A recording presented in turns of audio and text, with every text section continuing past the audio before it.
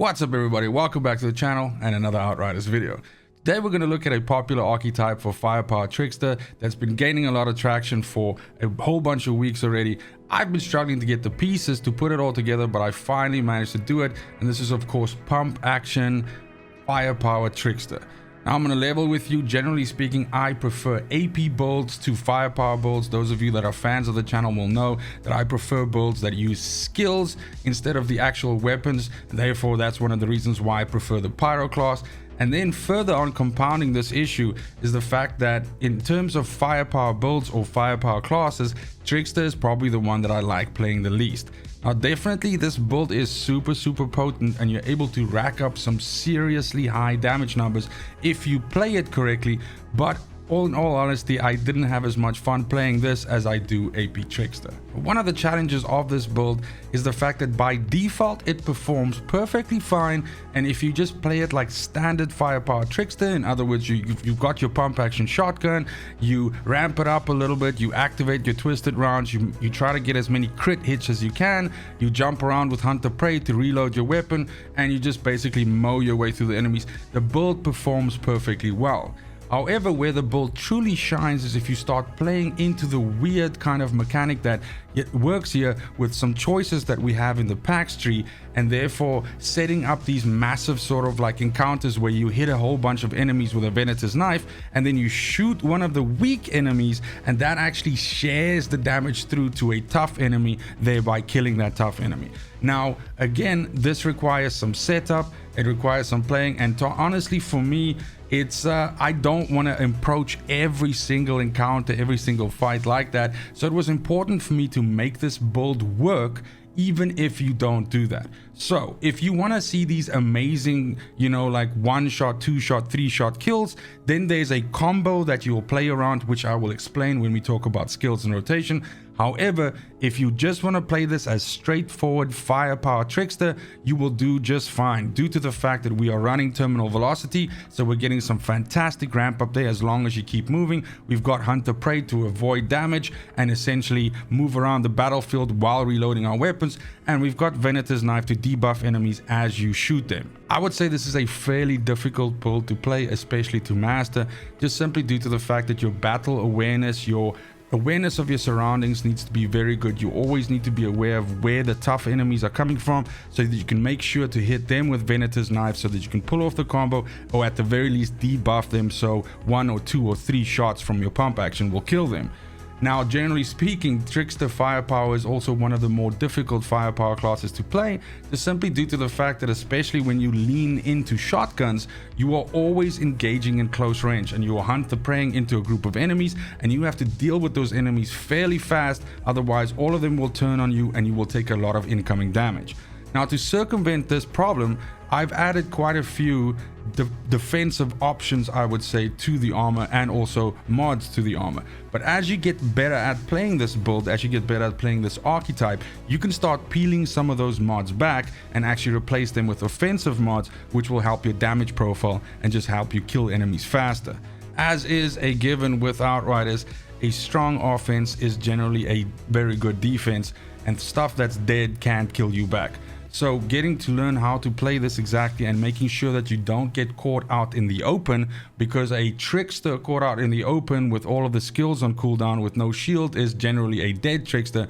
You will start seeing a lot more success with this. But when it comes to the actual build itself, we'll do the same thing we always do. We'll look at the weapons first, we'll look at the armor and the mods on there, we'll talk about the skills and the rotation, more specifically this combo that I've been referring to, we'll look at the class tree, we'll look at the PAX choices, and last but not least, I will make some general suggestions as to what you should be targeting as your first Ascension points. Please ignore the transmog. As mentioned, this is using terminal velocity. I just, use these transmogs on all my gear to keep track of it.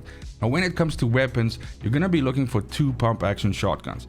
Your first one is going to be your main damage dealing pump action shotgun, which is the one that you're going to use to ramp up your combo, and the one that you're going to switch to, or rather engage with, once you are fighting tough enemies that you have to kill quite fast.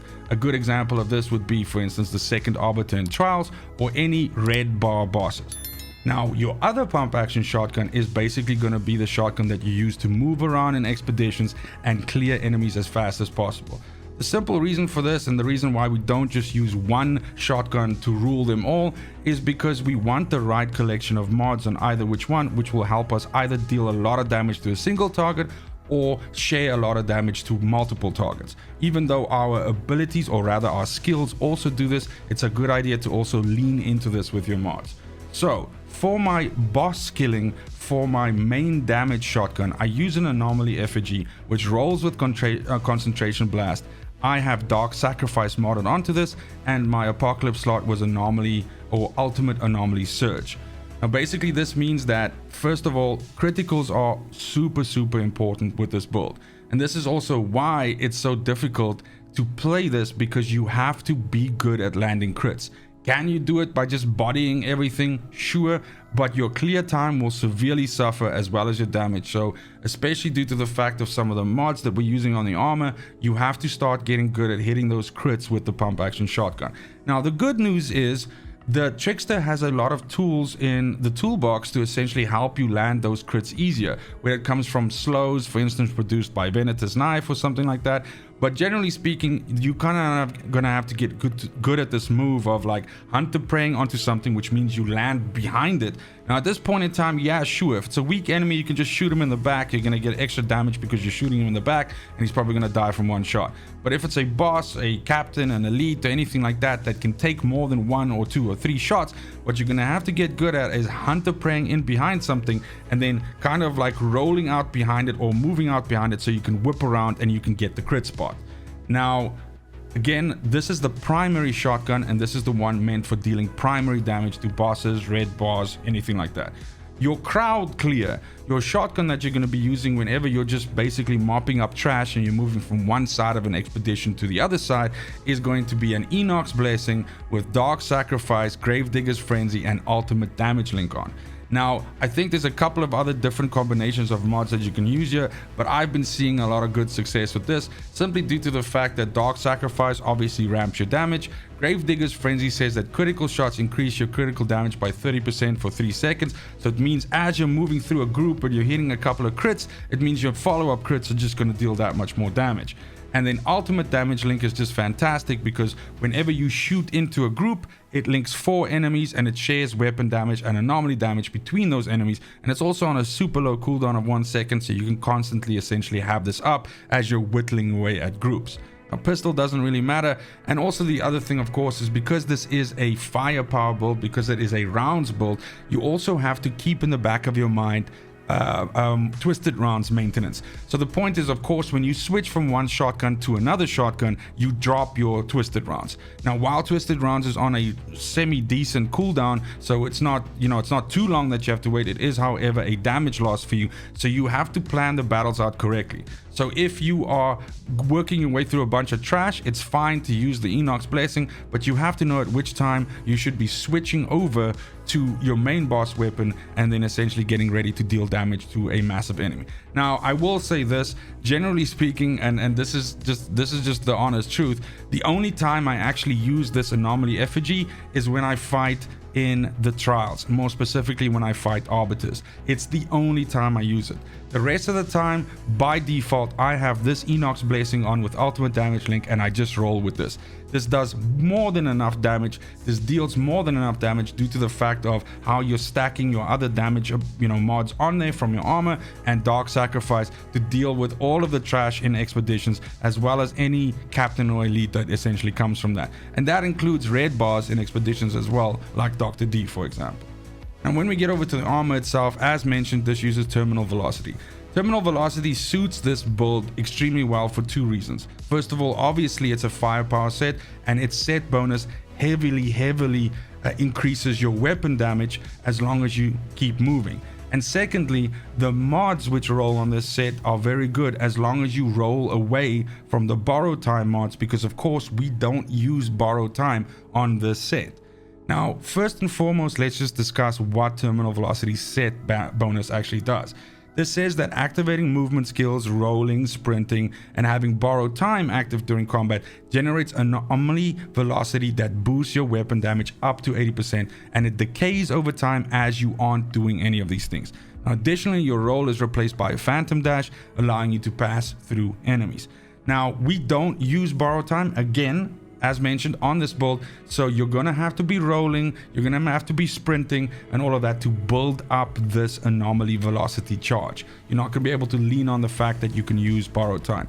So you gotta get used to a playstyle where essentially you shoot, roll, shoot, roll, shoot, and that's gonna have to be your way. Like, you always have to be moving around the battlefield. Again, like I said at the beginning, super active build, and it takes some getting used to, because most firepower builds, you put your bullet rounds on, you stand still in one place and you just mop the battlefield. With this one, it doesn't work like that at all. You got to be moving the entire time. The minute you're not moving, your decay starts and you actually start losing that weapon damage, and 80% that this set bonus provides is a huge deal. So we on our substats, we want bonus firepower, of course, on any gear that we're picking up. Close range damage is fantastically good, and then what's also really good is cooldown reduction. Cooldown reduction is going to make sure that if we do lose our twisted rounds, we get it back as soon as possible. It's going to give us super low cooldowns on Venator's knives, so we can use that to debuff enemies and essentially share this debuff around enemies so we can clear groups out fast. And last but not least, you're going to have super low cooldown Hunter Praise. Hunter Prey is very important to this build, because it is the only way in which you can reload your bullets, first of all, and secondly, it's a great way for you to get a little bit of armor and get out of trouble if you are in some shit. So we're starting out with Stare into the Barrel on here, which says it boosts your firepower for each enemy in close range.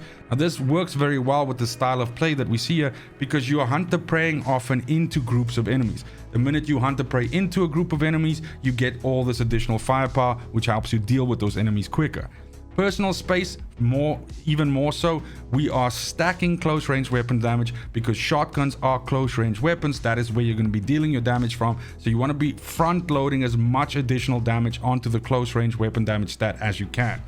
Dead Clock is not a perfect mod here, but anything that we can add on here to give us additional damage is going to help a little bit. The fact that we have super low cooldowns means that you aren't always going to benefit as much from this as you possibly could, but an extra 8, possibly 16% here and there as you're moving in between enemies, as you're doing your thing, never hurt anybody. Now, our second piece is our armor. Well, it's our chest piece, and it's the Shield Beast Vest. This actually has anomaly power on it, and this is a prime place to be replaced by something like a purple piece with bonus firepower, cooldown reduction, and close range damage on it. The reason why I did pick this up though is because it gave me a survivability mod in the way of self-medication, which I think is good, and it gave me Skull Piercer, which is a fantastic mod for twisted rounds that says while your twisted round skill is active, critical damage is increased with every critical shot up to 20%. The bonus resets when the skill ends, so as long as you keep twisted rounds up, you can stack this up to the 20%, and then that 20% is with you until that shit falls off. Now, critical shots are the name of the game with this build, so that's why it's again so super important to land those criticals, and when you do, it's just going to mean that much more. Now, Cut Them Deep is a Venator's knife mod that's on here, which is fantastic, which essentially is a big debuff to elites. It allows you to throw them with a Venator's knife, and then they take 30% more damage. Then when we get over to the pants, this is our second piece of terminal velocity. We have Anomaly Echo on here, which says that we get additional firepower and anomaly power every time we activate a skill for 6 seconds. We have super low cooldowns here. We are constantly hunting the prey and Venator's knifing, so we will always have this boost up. Radiation Jump on here is good because it means whatever we hunt the prey onto is also then vulnerable. It has the vulnerable status effect on it.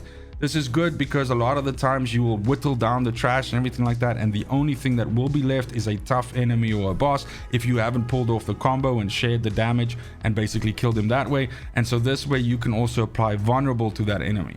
Now, Move Groove is really good on here, again, because the name of the game, yes, the name of the game is crits, but the name of the game is also moving around like a maniac with this build. You gotta be moving the entire time, and Move Groove fits perfectly into that because this essentially says that as long as you're moving, you get more anomaly and firepower. Then on our gloves, we have Gauntlets of the Cannonball because that actually rolls with bonus firepower, which is great shit. We also get cooldown reduction on there, which is cool, and it rolls with Captain Hunter, another good thing. So again, this build, like any other build in the game right now, has no problem with dealing with trash, but you need additional damage for captains, you know, elites, bosses and all of that, and Captain Hunter gives you that. Here we also have our reload mechanic, which is instant reload. This says that whenever you hunt the prey onto something, you get a full magazine back for your shotgun. This is a pretty big deal, and you have to work some form of ammo maintenance into your head while you play this game. Generally speaking, your 1-2 shots are good enough to kill almost anything, but tougher enemies, you will have to sort of bear in mind that you need to like jump and reload, and then when you see you get low, then look for something far away, jump on that, or just keep jumping on the boss the entire time to reload your weapon. But you got to keep that in mind, and you got to manage, you know, hunter prey and work that into your rotation. Even if there's no reason for you to jump away, you're standing right in front of the enemy, there's nobody else around, you have to still be doing hunter prey so you can get your bullets back. Kingslayer, another reason for us to hit those crits, says that critical hits on an elite increases your firepower by quite a lot, like 0.5 mil for 10 seconds, and this is again why it's so important to hit those crits. Last but not least, we have the third piece of our terminal velocity in our feet. This has another survivability mod on here called Life of the Party, which says that incoming damage is reduced by 6% for each enemy in close range. This stacks up to 4 times, which means we can stack it up to 24%. This works again well with the whole point of like jumping into a group of enemies. It's going to help you survive some of that damage as they turn around, and you're not killing them fast enough as they turn around and start putting it on you.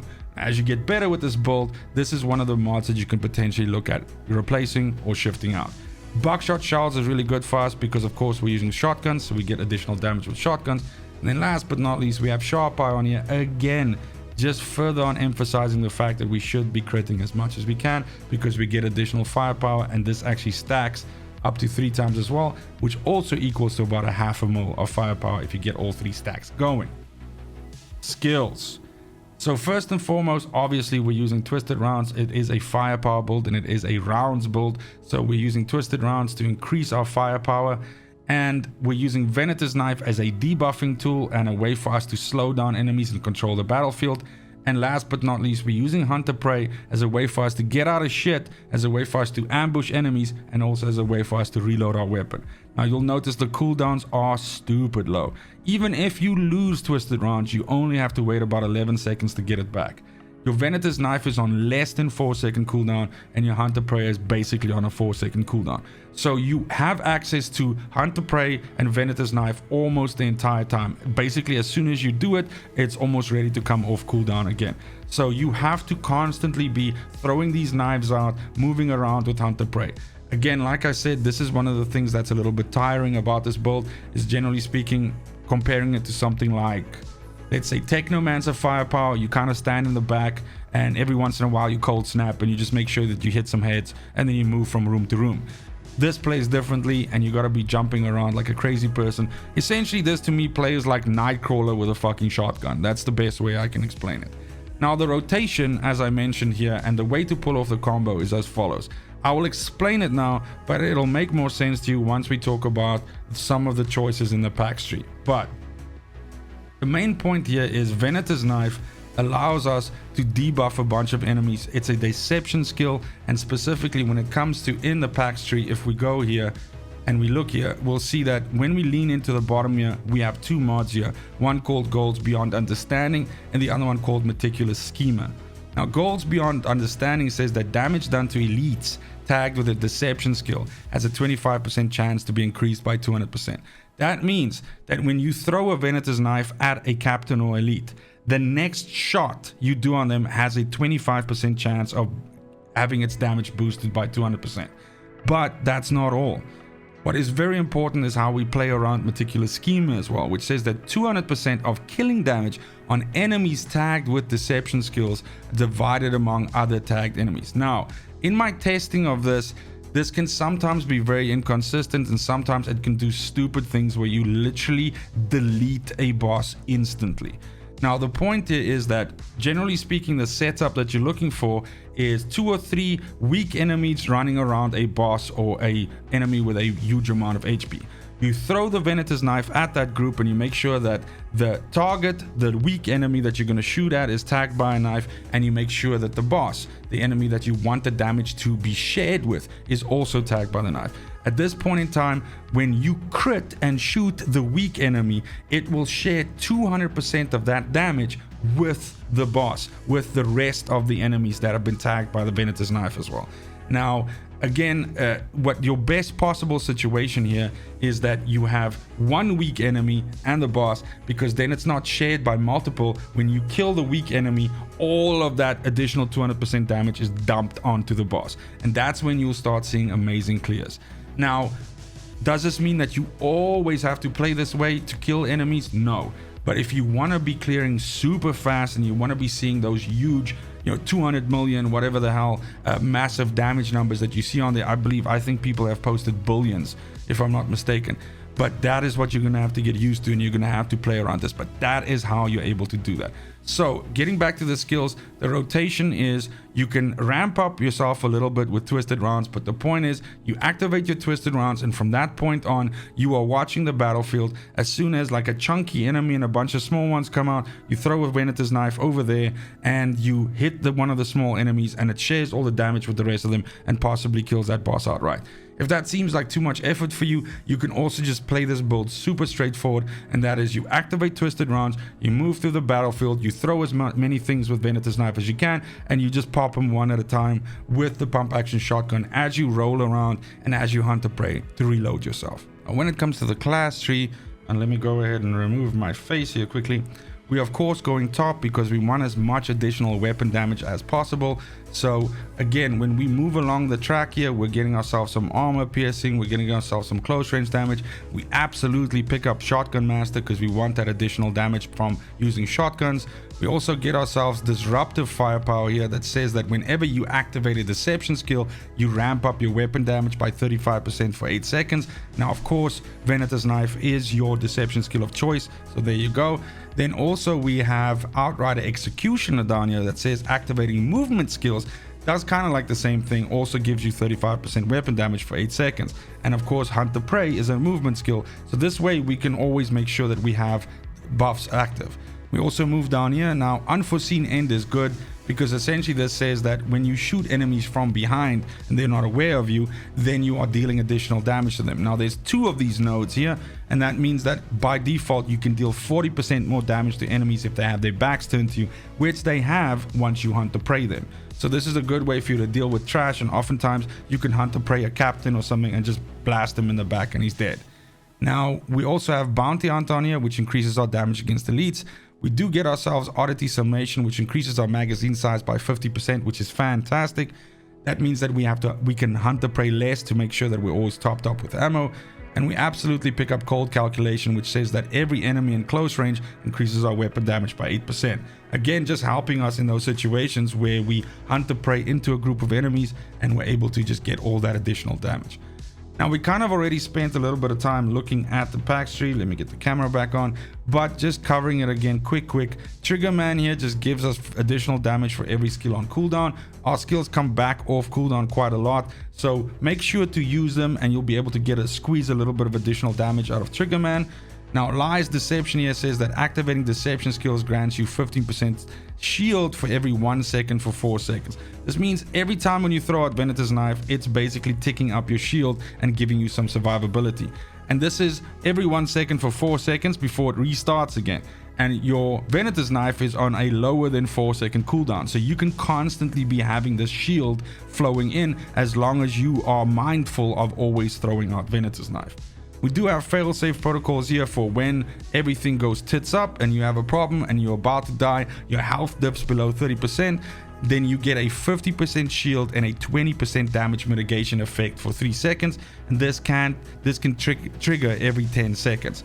So this is a good way for you to survive like an oh shit moment where you're caught out in the open and you take a little bit of too much damage, but you have to be aware of the fact that you can then still die after that because this effect doesn't proc again for another 10 seconds.